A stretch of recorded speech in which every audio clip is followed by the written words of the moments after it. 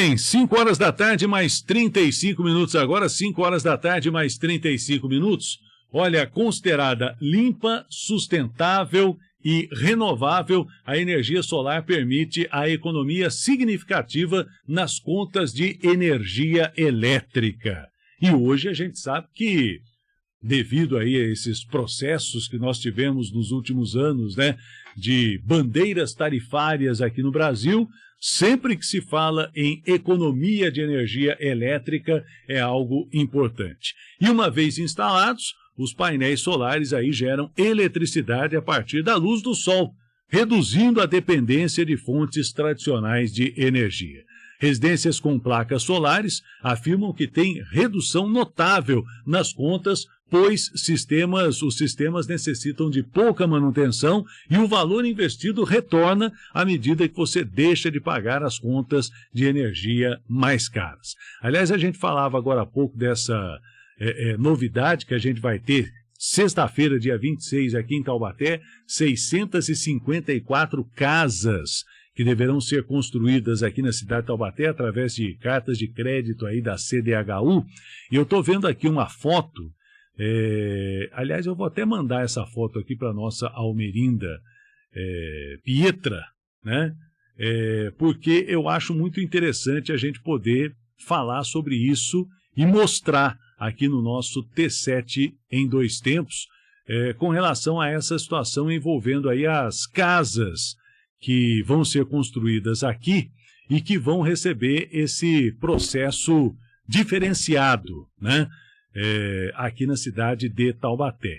Vou mandar aqui para a nossa Almerinda para que você possa visualizar também isso que eu vou iniciar aqui na nossa entrevista, que é exatamente a energia solar sendo um destaque nas casas que a gente vai receber aqui na cidade de Taubaté. E para falar um pouquinho mais sobre esse assunto, eu estou recebendo aqui o Rafael Abreu, que é sócio proprietário da ABP Solar, que trata especificamente de energia solar aqui na cidade de Taubaté. Quando a foto estiver prontinha para a gente mostrar, e já está já, menino? Já está já? É essa foto que eu queria mostrar para você, que mostra aí casas construídas aí pelo governo do estado de São Paulo, em outras cidades aqui do nosso estado de São Paulo, e que tem lá 2 plaquinhas de energia solar. Quer dizer, 2 placas de energia solar. Quer dizer, o governo do estado já está entregando casas com esse recurso na economia de energia solar. Esse é o destaque aí que eu queria dar dessa nota que a gente acabou de falar aqui, da vinda de mais casas para a cidade de Taubaté. Rafael Abreu, prazer tê-lo aqui, obrigado pela sua participação. Importante a gente falar um pouquinho dessa energia solar que já é uma realidade nas nossas vidas. Boa tarde, tudo bem? Boa tarde, Alexandre. Eu que agradeço o convite aí, a oportunidade de falar um pouco dessa tecnologia, né, que apesar de nova, já está bem conhecida aqui no Brasil e implementada em grande parte das residências também, né? Sem dúvida nenhuma, né? Não é mais novidade, né? Já é uma realidade, a gente pode dizer. Exatamente, assim, a gente brinca, né? Porque esse mercado realmente começou em 2016, 2017, né? A ABP, né, nossa empresa, começou bem no início do mercado, então se você parar a pensar, é relativamente novo, né? 2017, 2018 para cá, é bem novo, mas apresentou um crescimento exponencial, realmente. Perfeito. Rafael, como é que funciona a energia solar? Quando a gente fala de energia solar para redução das contas de energia elétrica, né, a gente está falando de energia solar fotovoltaica, né? Gostaria de fazer essa introdução inicialmente, porque às vezes muitas pessoas ainda confundem o aquecedor solar, que é aquela tecnologia, né, utilizada para aquecer a água, pode ser utilizada principalmente no chuveiro, né, com a energia solar fotovoltaica, né? Então, hoje a gente está falando aqui de energia solar fotovoltaica. São painéis, né, ou módulos, que utilizam a luminosidade do sol para gerar energia elétrica, né? Então, você passa a produzir sua energia elétrica e trabalhar em conjunto com a rede da concessionária. Importante falar isso, né, que você trabalha em conjunto. E o objetivo principal ali é você, de certa forma, consumir parte dessa energia, voltar essa energia para a rede concessionária e reduzir em até 90% ali a sua conta de energia elétrica. Que eu acho que é o detalhe mais importante. Né? Exatamente. É a redução na conta de energia elétrica, porque depois daquele problema muito sério que nós tivemos com os nossos mananciais, o Ministério o Ministério das Minas e Energia criou aí a questão da bandeira tarifária. Exatamente. Que, graças a Deus, nós continuamos com a bandeira verde. Né? Faz tempo que a gente não vê aí a bandeira amarela ou a bandeira vermelha. Então a gente segue com a bandeira verde, que é aquela bandeira que não cria obstáculos, né, na conta de energia elétrica para o cidadão ter que pagar. Se, por exemplo, os nossos mananciais, nossas represas, a represa de Paraibuna, que está aqui pertinho da gente, começar a baixar o nível, né, aí a gente já vai ter bandeira amarela, quer dizer, já vai cobrar um pouquinho a mais na sua conta de energia. Se baixar mais ainda o nível, já vem a bandeira vermelha 1, bandeira vermelha 2, bandeira vermelha 3, né? Sim, que acabou sendo criada aí devido àquele problema hídrico que a gente teve aqui no estado de São Paulo. Eu queria que você destacasse para a gente, Rafael, as vantagens. Primeiro, um destaque interessante. Nós temos a energia solar fotovoltaica e a energia solar heliotérmica, é isso? São essas duas? Esses dois tipos? A primeira vez que alguém me pergunta sobre a heliotérmica, assim, né? Porque não é muito realmente difundida, né? Ambos são para geração de energia elétrica utilizando a energia do sol, mas com princípios completamente diferentes, né? A da solar fotovoltaica, como eu disse, são painéis, né, que através com fotocélulas, semicondutores, né, que usam essa luminosidade para gerar energia elétrica.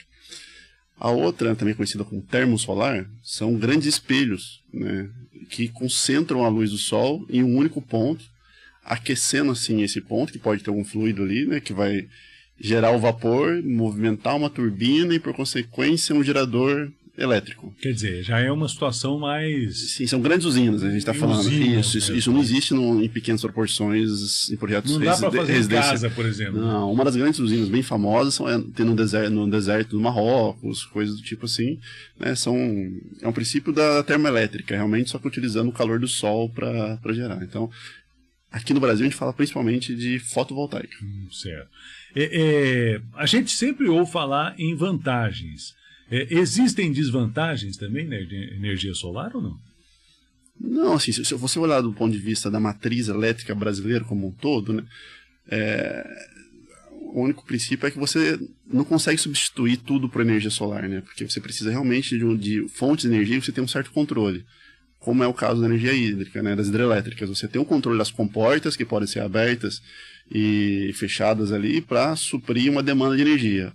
A energia solar não, né? E realmente a gente depende, ela tem uma variação diária e sazonal também, dependendo da estação do ano, de acordo com a luminosidade do dia. Né? Então, é importante só entender que sempre vai ter que ter uma combinação de diferentes fontes de energias. Né?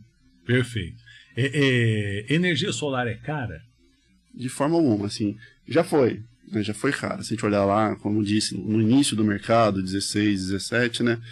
A gente tinha muito poucas pessoas atuando nesse mercado no Brasil, material importado, poucos fabricantes que traziam equipamento do Brasil, apesar de lá fora já ser uma tecnologia mais estabelecida, né? Não é uma tecnologia nova, assim, aqui no Brasil que começou a implementar projetos há pouco tempo.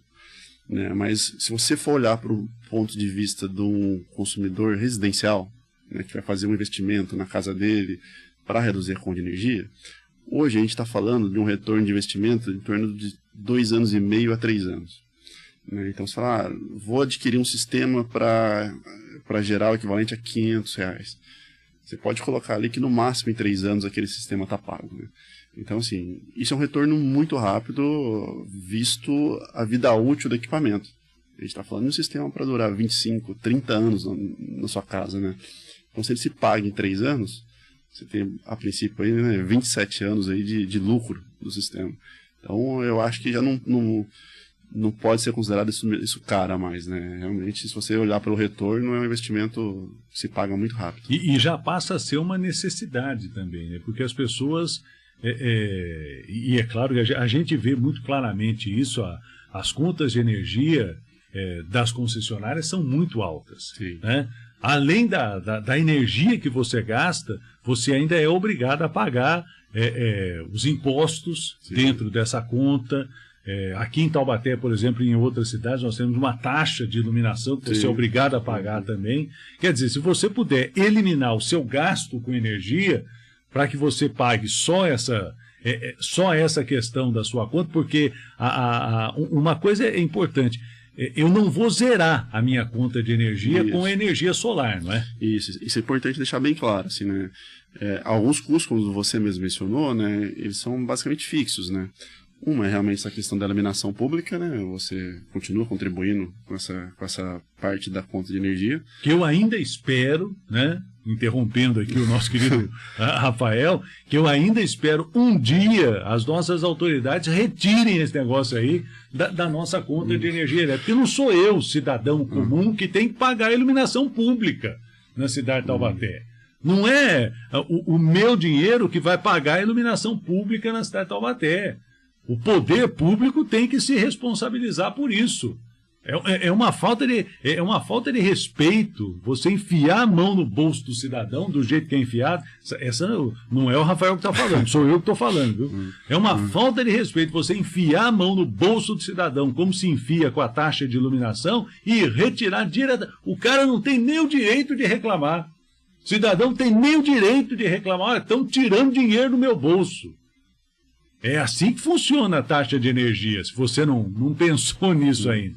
Mas vamos, por gentileza. Independente da qualidade do serviço prestado. Exatamente. Então, se algumas pessoas realmente estão em áreas, às vezes, um pouco mais afastadas, onde a iluminação pública é precária ou inexistente, também, muitas vezes, compartilham com essa taxa.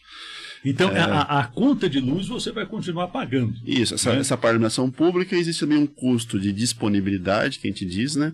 Que é aquele custo que você pagaria, por exemplo, quando você tem uma casa fechada que está para alugar e você não pediu para desligar o padrão de energia, existe um custo mínimo, né, que a concessionária cobra para você estar conectado na rede, né.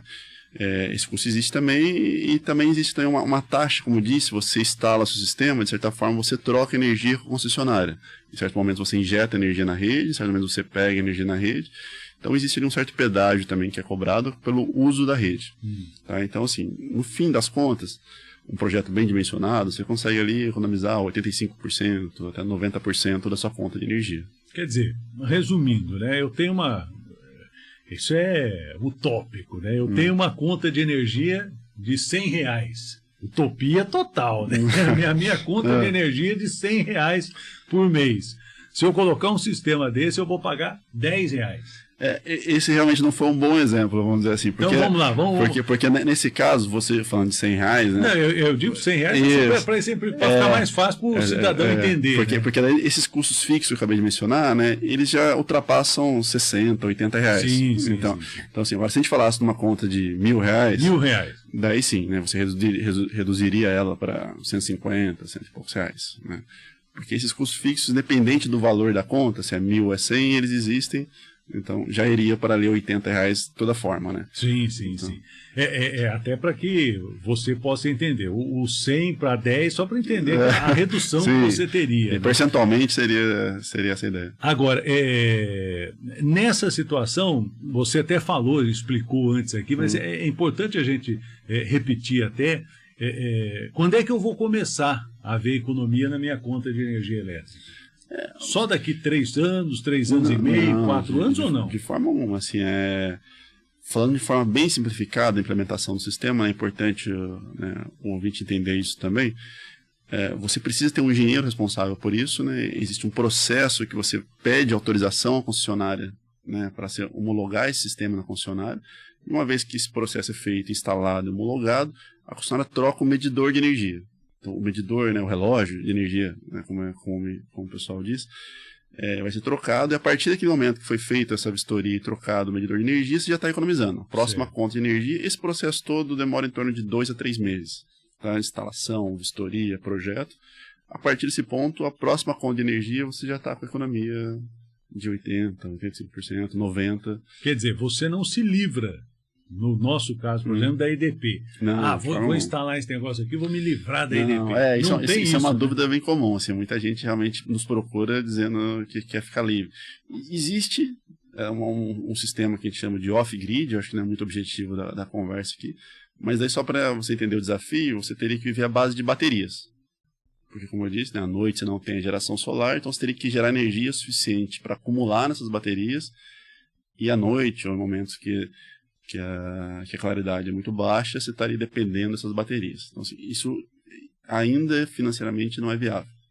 Se compensa você pagar esses 10%, 15% aí para a EDP, para você não precisar dessa tecnologia de baterias. Perfeito. Me chamou a atenção quando você falou com relação à noite, porque à noite não tem a luz do sol. Sim. Né? E a gente sabe que entre 6 horas da tarde e 9h30, 10, 11 horas da noite é aquele chamado horário de pico. Né? É todo mundo em casa, pai, mãe, filhos, sogra, sogro, todo mundo em casa, vendo televisão, né? Às vezes até 2, 3 televisões, o filho está vendo uma televisão no quarto, o pai está vendo o jogo no outro quarto e a mãe está vendo a novela na sala, junto com a sogra, né? Nesse momento, que é um momento que antigamente a gente falava até do horário de verão que nós tínhamos, para você economizar, era a forma de você diminuir a carga de energia na manutenção aí da rede, né? Nesse momento que nós temos essa carga de energia maior, a energia solar também funciona? Muito pouco, né? Assim, dependendo da estação do ano, você ainda tem uma certa claridade ali, às 6 da tarde, né? Mas você já está trabalhando com uma potência bem abaixo da potência nominal do sistema ali, né? Então ela contribui, mas muito pouco para a rede da concessionária, tá? Então provavelmente nesses horários você está demandando, se não 100%, 90% ali da concessionária. Você vai retornar essa energia que você consumiu ali às 7 da noite, provavelmente no horário do meio-dia. Falo meio-dia, mas que é o pico do sistema, que provavelmente a casa está vazia, tem muito pouca demanda, né, para consumo, e seu sistema está no ápice de geração. Falando agora de um residencial, né? Obviamente que a lógica para um comércio talvez seja diferente, uma indústria, né? A indústria consome mais durante o dia, então Sim. Já tem uma simultaneidade com a geração de energia, mas numa residência, a princípio, você gera mais durante o dia, injeta na rede, à noite você consome mais energia, e a concessionária fecha a conta no final do mês. Ela vai lá trazer para você na fatura quanto que você injetou de energia, quanto você consumiu e o valor a pagar. É praticamente uma parceria de geração de energia que você faz na sua casa. Exatamente, Mais ou menos isso? Exatamente. Né? Com a concessionária. E é por isso que você tem que ter essa parte de projeto, homologação concessionária, troca do medidor de energia, né? Você não pode simplesmente ir lá, instalar de qualquer forma e tentar tirar benefício disso, né? Certo.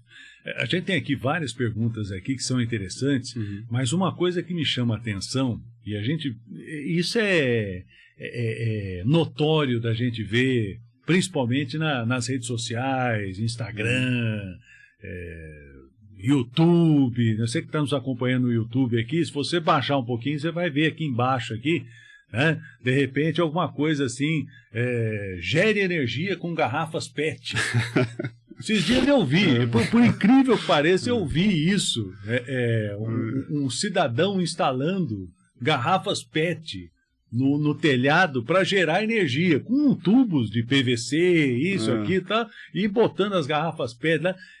Eu não entendi absolutamente nada. E fiquei, olha, não sei não, mas isso para mim aqui acho que não funciona. Essas coisas funcionam? Você lembra daquela época que a gente teve muita gente colocando garrafa de água em cima do relógio da luz para economizar? Nunca funcionou. Nunca funcionou, funciona, essa que é a realidade. Não. Essas loucuras que aparecem na internet aí. Olha, é que eu não salvei. Se eu tivesse salvo aqui, eu ia pedir para a Almelinda passar ali o vídeo, né, para o cidadão ver. Mas essas coisas funcionam, Rafael? Não, por gentileza. Eu acho que eu não vi nenhum caso desse da garrafa PET no telhado, mas talvez seja alguma coisa para esquentar água.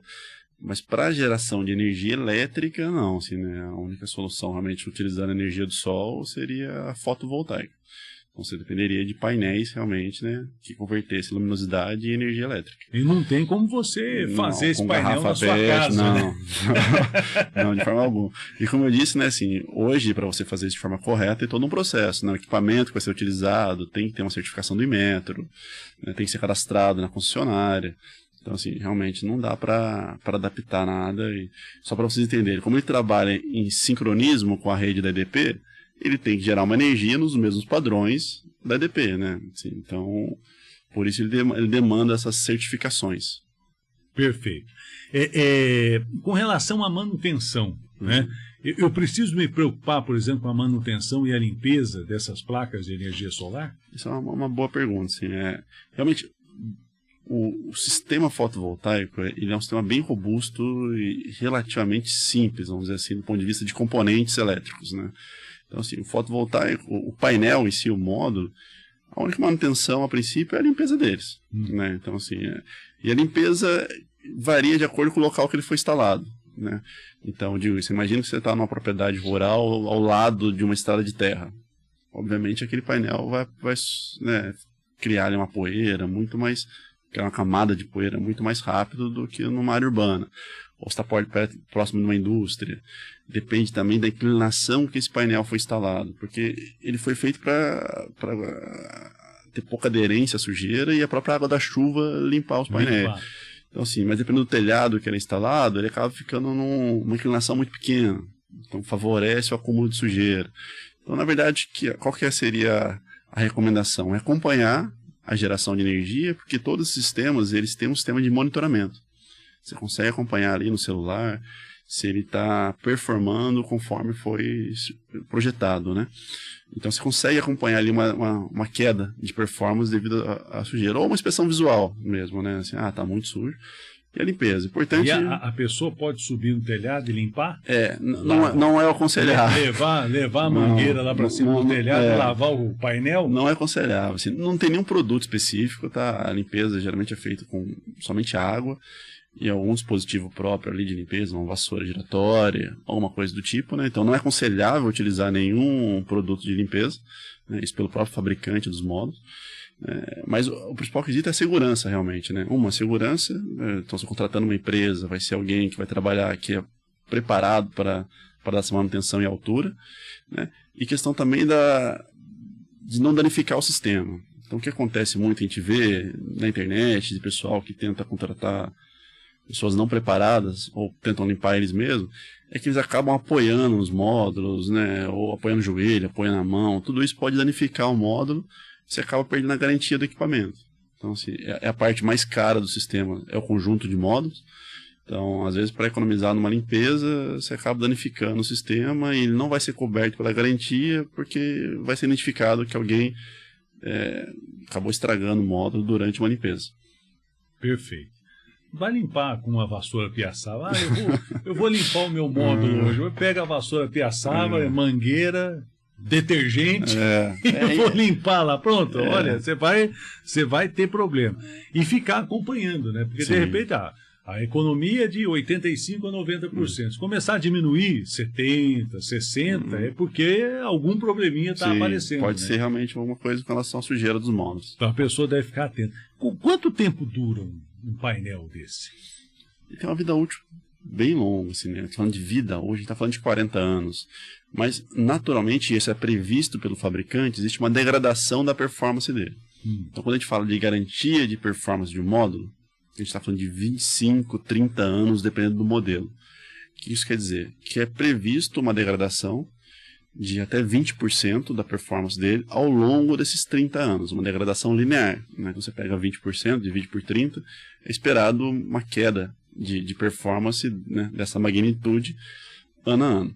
Né? A partir disso, daí ele perde a garantia, né, de performance, mas ainda, né, assim como todo equipamento elétrico tem um período de garantia, mas vai muito mais longe da garantia. Então a gente pode falar aí de 30, 40 anos tranquilamente da vida útil de um módulo. Quer dizer, quem está instalando um módulo deste hoje não vai precisar se preocupar se não cometer nenhum erro, que nem a gente falou agora há pouco, brincando, mas é verdade, né? Se não cometer nenhum erro, pelos próximos 30 anos você não vai precisar se preocupar. E isso é muito importante, né? Assim, hoje, se você procurar na internet mesmo, erros de instalação de energia solar, você vai ver módulos, painéis, né, instalados de todas as formas. E, obviamente, se ele foi mal instalado, se ele está em algum, se ele, como eu disse, teve algum apoio, pisaram no módulo, ou ele está em uma estrutura que vibra muito, tudo isso vai reduzir a vida útil dele, né? Então, ele é previsto para durar 40 anos se for instalado e dada a manutenção de forma correta. Né? O Rafael, hoje já existem módulos que são, não sei se essa é a definição correta, mas são transportáveis, por exemplo. A pessoa pode tirar de um lugar e colocar no outro? Ou não? Todos podem. Sim, né? A estrutura de fixação, obviamente, ela depende do tipo de telhado.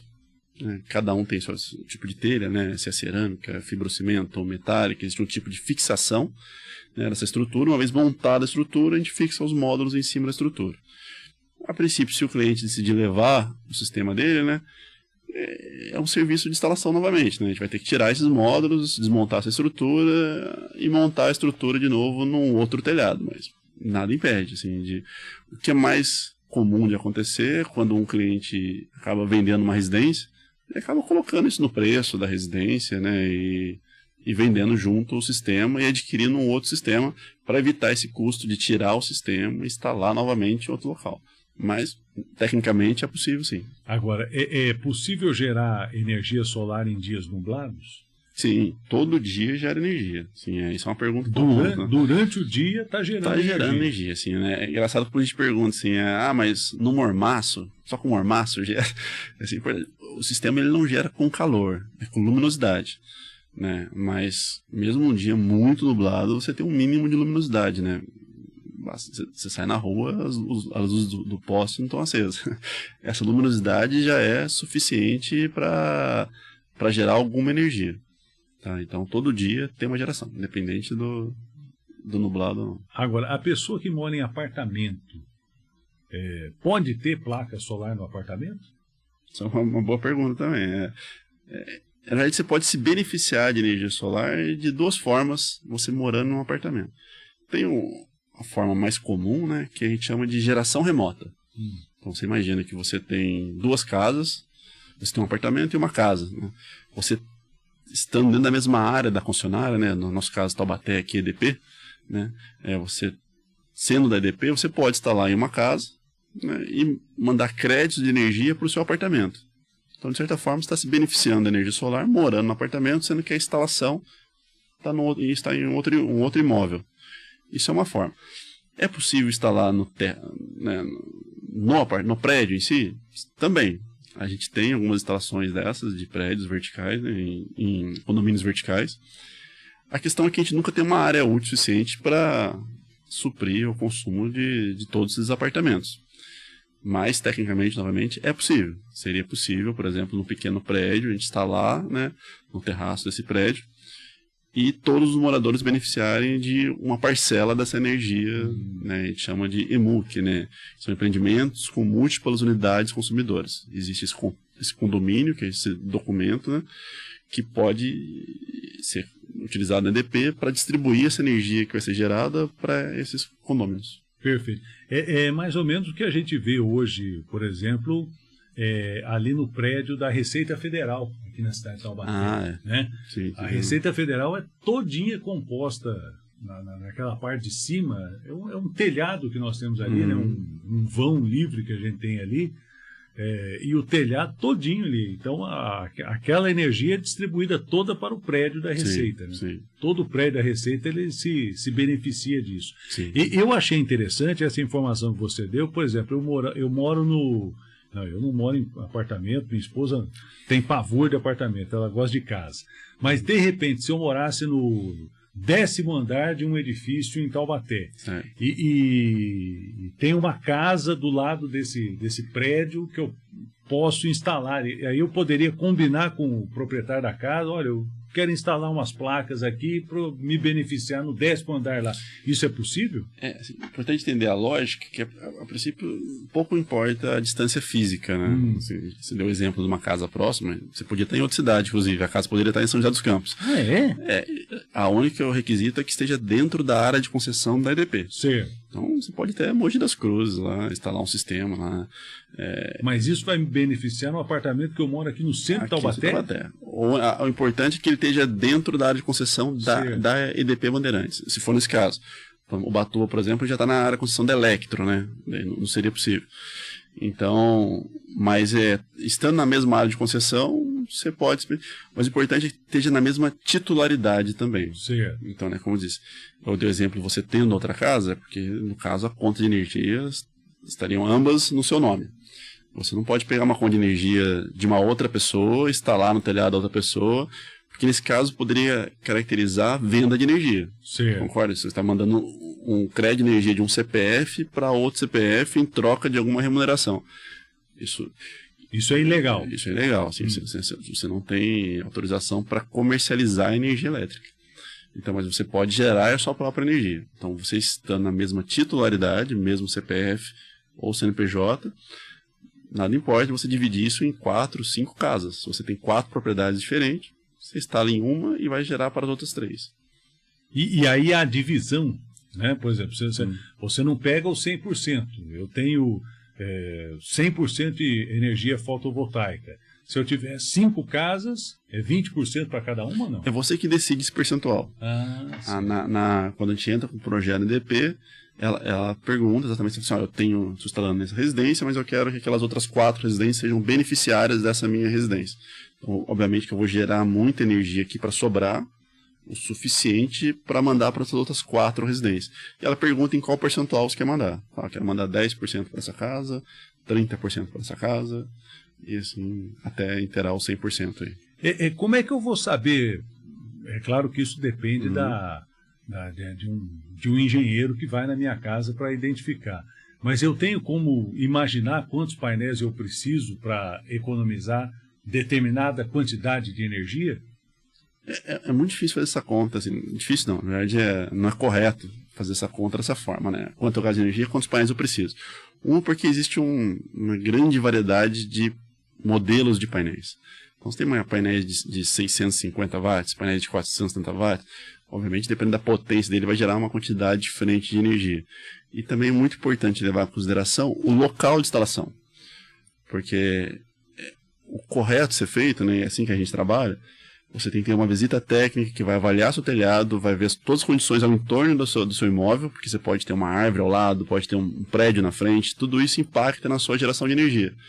E é feito um estudo técnico para realmente calcular qual é a quantidade ou a potência do sistema, né, que vai ser instalada para gerar a quantidade que você deseja de energia. Então, mais importante a quantidade de painel é analisar, na verdade, o entorno do seu imóvel, quais são as condições de instalação. E isso é entregue um relatório e um orçamento para o seu caso específico, que já não vale para a casa do lado, por exemplo. Perfeito. Para ter uma ideia, a gente já está no finalzinho aqui da entrevista, mas para ter uma ideia, cidadão que está nos acompanhando, por exemplo, e tem vontade de colocar, quanto é que ele vai gastar, mais ou menos, hoje, para colocar um material como esse na sua casa? Claro que dependendo disso, dependendo daquilo. Isso depende, né, principalmente de quanto ele consome de energia. O raciocínio é bem simples, né? Quanto mais energia você consome, mais painéis você precisa, né? Maior potência de geração você precisa, e obviamente o custo é proporcional à potência do sistema, né? Mas hoje o preço caiu muito, assim, né? A energia solar está muito mais democrática, né? Então, vou dar um exemplo aqui, né, da cidade de Taubaté, aqui, uma casa padrão aí que gasta R$400 de energia.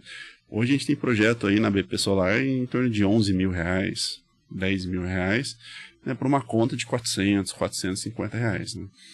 Então, e obviamente você pode fazer uma proporção ali, uma regra de 3, o dobro disso seria o dobro de equipamento, né? tirando essas condições que eu te disse, analisando específico. Às vezes um imóvel ou outro tem um sombreamento ou tem uma condição não favorável, você acaba demandando um custo maior porque você precisa de mais equipamento. Você vai buscar sempre o lugar onde tem mais luminosidade. Luminosidade, né? Então, assim, a gente sempre busca ali a melhor orientação no telhado, a melhor inclinação, onde, né, tem menor interferência de sombra. Mas a princípio é isso, né? Uma casa hoje de R$400, que gasta R$400 de energia, investiria em torno de 11 mil a 10 mil reais ali por um projeto de energia solar. Não é um valor absurdo esse, então. De forma alguma. Antigamente era mais caro. Era o dobro do preço. Assim, quando a empresa começou ali em 2017, era o dobro do preço isso, né? E hoje a gente tem opções de financiamento bastante favoráveis também. Então o que acaba acontecendo, né? Se você financiar um projeto desse, você consegue financiar em 6, 7 anos, a parcela do financiamento acaba ficando mais barato do que a própria economia gerada. Então, ou seja, o valor da economia paga a parcela do financiamento. Eu gosto de comparar muito a questão de pagar aluguel ou financiar uma casa. Às vezes você está morando numa casa ali que você já paga R$2.000 de aluguel, né, e tem a opção de comprar aquela casa. Você vai lá e vai fazer uma simulação de financiamento, a parcela do financiamento ficou R$1.800. Então já pago R$2.000 de aluguel, né? Por que não comprar uma casa com uma parcela de R$1.800? Então, o fotovoltaico tem muito dessa lógica hoje, né? Assim, então, mesmo para quem não tem um recurso ali para pagar à vista, ou não tem limite de cartão de crédito, a gente parcela também no cartão de crédito até 18 vezes, um financiamento acaba transformando isso numa parcela muito barata, que cabe já no orçamento, que ele já paga com de energia hoje, né? Então, acaba que não muda o orçamento dele. Para a gente fazer uma comparação, energia solar no Brasil e energia solar no mundo hoje. O Brasil ainda está engatinhando nessa questão de energia fotovoltaica? Não, isso mudou muito rápido, né? Isso mudou muito rápido. O cenário da energia solar mudou muito nos últimos 5, 6 anos, né? O Brasil nem figurava ali no ranking dos principais países, né? Hoje ele já está ali no 8º, disputando o 7º lugar no ranking mundial entre os países que têm a maior potência instalada, né? E mesmo assim, hoje representa em torno de 12 a 13% da matriz energética. Você pegar metade da energia produzida no Brasil hoje são de hidrelétricas. Depois você tem eólica, térmica, solar está em 12, 13%. Né? Então, assim, se você olhar nesse percentual, tem muito para crescer ainda. Mas comparado com outros países, o Brasil já tem um papel muito relevante no mundo aí. Você falou em crescimento. Uhum. Como é que você vê o mercado daqui 5, 10 anos, por exemplo? Dá para ter uma visualização? Vocês fazem? Sim. A gente acompanha todos os estudos, né? Hoje a gente está bem estabelecido aí como a maior empresa do Vale do Paraíba, então a gente tem sempre acompanhando e faz nossos planos de expansão também da empresa, né? Então, hoje está muito mais consolidado o mercado.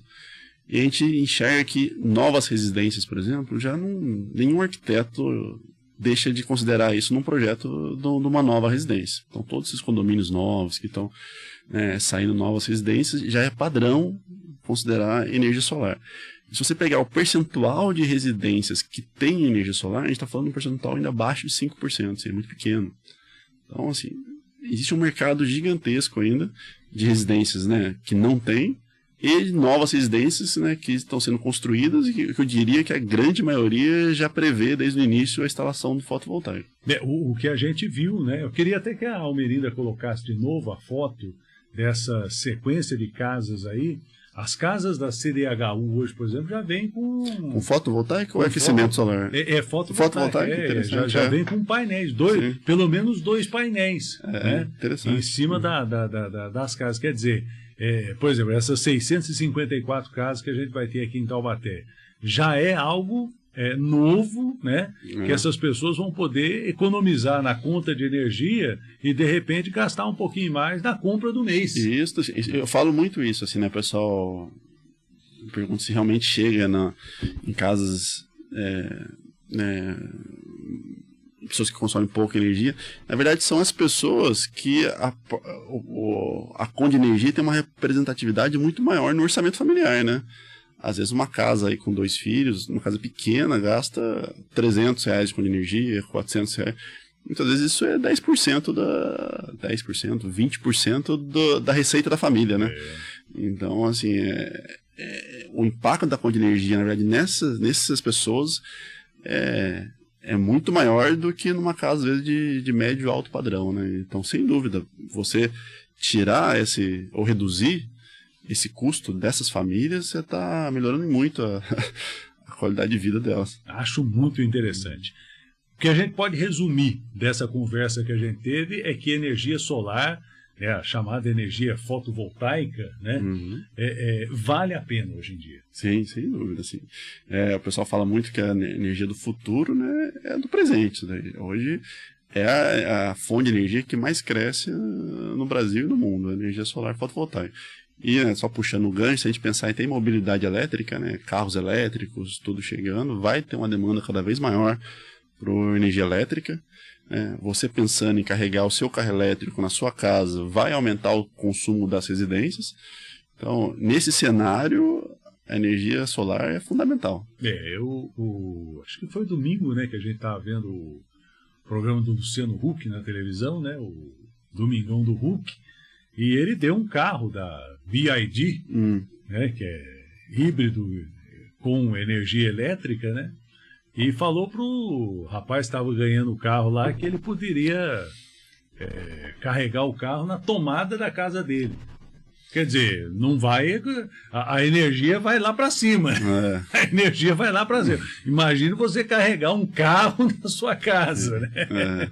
Então, se você tiver, por exemplo, um sistema como esse, sim, você vai poder tranquilamente economizar aí no carregamento do seu carro, né? Exatamente, você substitui seu orçamento com o posto de gasolina, né? Então, assim, você tira isso da sua conta também, que é o posto de gasolina, né? Que também é uma conta cara na maior parte das famílias, né? O gasto com combustível. Coloca um sistema de energia solar na sua casa e acaba reduzindo essas duas contas, combustível e energia residencial, o consumo residencial. O Rafael, eu queria agradecer a sua presença com a gente aqui no nosso T7 em 2 tempos. E claro, a gente vai trazer o Rafael outras vezes aqui para falar um pouco mais, porque eu acho muito importante isso. É uma questão diferenciada que a gente tem hoje com relação a essa questão de poder economizar energia. Eu acho que toda a economia, né, que a gente puder fazer dentro de casa, água, luz, né, telefone a gente não tem mais como antigamente. Hoje todo mundo tem o seu smartphone, já é uma situação diferenciada. Mas toda a economia que você puder fazer dentro de casa vai beneficiar você ou no supermercado, ou na escola das crianças, ou em lazer, turismo, né? A pessoa vai poder sair um pouco sem se preocupar que vai voltar e ter uma conta de energia elétrica para pagar, né? Porque eu vou ter que deixar uma luz ligada em casa porque vou sair. Antigamente tinha muito disso, né? A pessoa deixava uma luz ligada, saía para viajar, deixava a luz lá. Quando voltava, a preocupação era dobrada, né? A preocupação era, principalmente, o cara sai de férias. Quando ele volta, ele não recebe o dinheiro. Ele já recebeu o dinheiro do mês e mais as férias. Quer dizer, ele vai ter que pagar a conta de energia elétrica dele também. Quer dizer, é tudo uma movimentação que a gente tem que pensar e algo que a gente vai investir. Obrigado pela sua participação. Parabéns por esse trabalho. Eu agradeço a participação, falar um pouquinho de energia solar, né? Falar um pouquinho da BP Solar. E sempre estou disponível. A BP Solar tem quanto tempo? Quantos anos de vida? A gente tem um pouco mais de 6 anos, né? Como te disse, ali, a gente chegou bem no começo do mercado, 17, 18 ali, né? Foi bem o início da energia solar aqui no Brasil. Foi com você mesmo? Foi, eu e meu sócio, né? A gente começou aqui em Taubaté mesmo. Hoje a gente é a maior empresa do Vale do Paraíba, atende todo o Vale, capital, grandes indústrias, né? Então, se estabeleceu bem nesse setor de energia solar fotovoltaica. Como é que surgiu a ideia de vocês montarem uma empresa de energia solar? Essa é uma história curiosa, assim. Eu sou formado em engenharia elétrica, né, e fiz mestrado em engenharia aeronáutica no ITA e fui trabalhar na Embraer, na parte de inteligência de mercado. Consegui uma bolsa de estudos para estudar na França através da Renault. Então, quando estava estudando lá na França, me formei lá na França, no MBA, e trabalhei na Renault na parte de carros elétricos. Então, estava estudando carros elétricos, atuando na parte de estratégia de novos carros elétricos. E lá já tinha esse movimento dessa sinergia entre carro elétrico e energia solar. Esse contexto de o cliente ter o seu carro elétrico, carregar na casa dele e gerar a própria energia para carregar o o carro, né? Então, quando eu voltei da França, já foi uma coisa que estava na minha cabeça. E nessa fase tinha umas linhas de crédito do BNDES para financiamento de energia solar, principalmente a produtores rurais. E foi nessa linha que apareceu a ideia, a gente foi testando o mercado e a demanda daí para frente só cresceu. Assim. Isso há 6 anos, então? Isso há um pouco mais de 6 anos atrás. Né? Mais de 6 anos. É interessante, porque é preciso você ter esse tipo de experiência para você empreender num negócio novo como esse. Ainda pode ser considerado um mercado novo. Sim, ainda é muito novo, né? Você pensar, a gente que é pioneiro na região, tem um pouco mais de 6 anos, né? Ainda é novo, né? Ainda é novo, tem bastante tempo aí. Dá para amadurecer bem esse mercado, tem muito mercado para crescer. O próprio cliente ainda tem muita dúvida, né? É importante ter essas oportunidades de explicar, de tirar dúvidas, porque ainda existe muita dúvida em torno de como funciona, se ela realmente compensa, se ela é cara, né? Eu percebo que grande parte da população não tem um conhecimento muito claro sobre energia solar. Perfeito. Um abraço, Rafael. Eu que agradeço. Obrigado, Alexandre. Obrigado. Aí o Rafael Abreu, da ABP Solar, conversando com a gente aqui no nosso T7 em 2 tempos. E veja que rendeu a entrevista. O mais interessante é isso, né? A entrevista rendeu muita informação importante aí com relação à energia solar que você teve com a gente aqui.